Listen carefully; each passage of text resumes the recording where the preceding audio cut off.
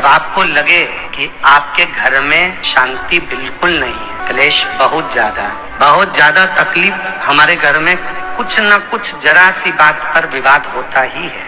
तो प्रयास करिएगा कि आप काली तिल थोड़ी सी, एक काली मिर्ची और 7 लौंग, क्या क्या तिल चीजें हैं, काली तिल, काली मिर्ची, 7 लौंग, केवल ये हथेली में रखकर अपना नाम और गोत्र बोलकर अपने दरवाजे से बाहर निकलकर किसी भी शंकर के मंदिर को समर्पित करिए। शिव पे नहीं चढ़ाने दें तो शंकर की चौखट पर रखिए। महाराज घर में कभी क्लेश नहीं होगा, बिल्कुल शांति, सहजता, प्रेम आपस में बढ़ेगा। स्त्री का प्रसंग कहता है अपने मन की अभिलाषा रखकर तुम्हें जो चाहिए, एक काली मिर्ची और काली तिल्ली के 7 दाने, एक काली मिर्ची और काली तिल्ली के कितने दाने,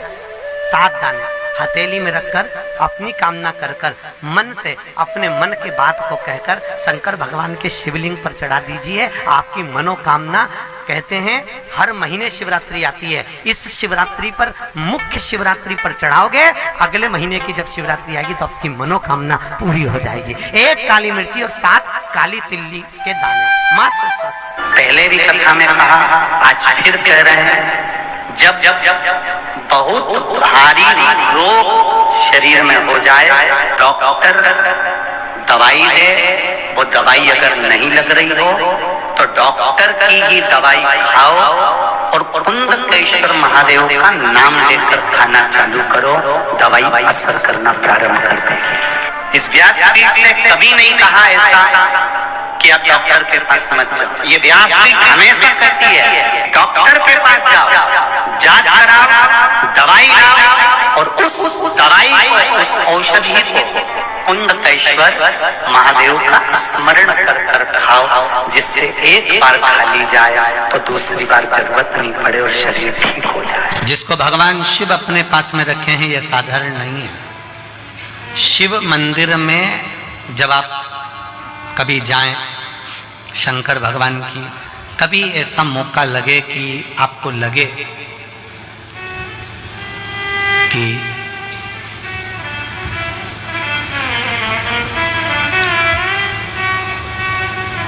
कहीं आपका यश कम हो रहा हो, आप जानते हो कि मुझको यह काम करवाना है और यह काम आगे हो ही नहीं रहा है, यह फाइल आगे बढ़ ही नहीं रही,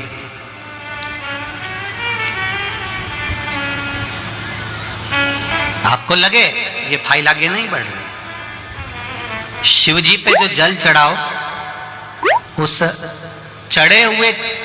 जल को जब आप थोड़ा सा लेकर आते हो, आपको बताया था ना कि खाली लोटा नहीं लाना चाहिए, खाली कलश शंकर जी के मंदिर से वापस नहीं लाना। शंकर भगवान को जल चढ़ाया, चढ़ाने के बाद थोड़ा सा जल हाथ में या कटोरी में या कलश में झेल लिया, भले 2 बूंद लाओ पर अपने घर पर लेकर आओ। उस 2 बूंद जल का भी स्पर्श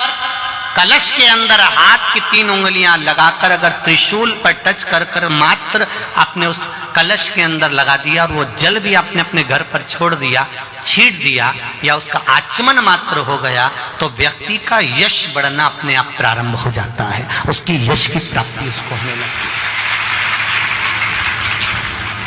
उसको यश की वृद्धि होने लगती है, उसको यश की प्राप्ति होने लगती है। हम कई बार एक बात बहुत अच्छे से आपको वर्णन किए हैं कि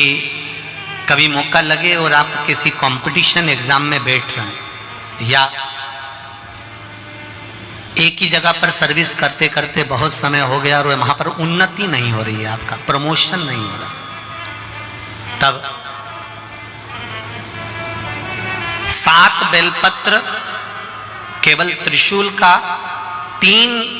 जो त्रिशूल में 3 नोक होती है, पहले साइड की दोनों स्पर्श, फिर बीच का स्पर्श कर कर अपने हृदय की कामना कर कर अशोक सुंदरी वाली जगह पर मात्र चढ़ा देने पर भी व्यक्ति जिस जगह पर नौकरी कर रहा होता है उससे उसका प्रमोशन का चांस बढ़ जाता है और उसकी उन्नति की ओर अग्रसर होता है। त्रिशूल भगवान देवाधिदेव आनंद करने वाले महादेव के जो हाथ में आया है, वो त्रिशूल कोई साधारण नहीं, स्वयं सूर्य नारायण की कला को काटकर बनाया। भास्कर देव की कला को काट, कभी अगर मौका लगे। और शंकर भगवान का बहुत सुंदर श्रृंगार हो गया, बहुत सुंदर श्रृंगार हो गया। और शिव जी पे माला भी बहुत अच्छी चढ़ी है, बेलपत्र भी अच्छी चढ़ी है, धतूरा भी अच्छा चढ़ा हुआ है, फूल भी अच्छे चढ़े हुए हैं। और आपने देख लिया शिव जी का बहुत अच्छा श्रृंगार हो गया। और तुम्हें कभी मौका लग जाए ऐसा,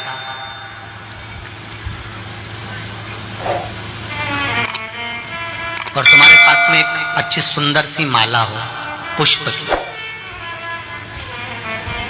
तो आप पुजारी जी को या पंडित जी को कह दो, या पंडित जी मान नहीं हो, शिव जी का अच्छा श्रृंगार हो गया हो, तो वो माला केवल त्रिशूल की, जो त्रिशूल है उस त्रिशूल पर ही उस माला को अगर आपने केवल टांगी दिया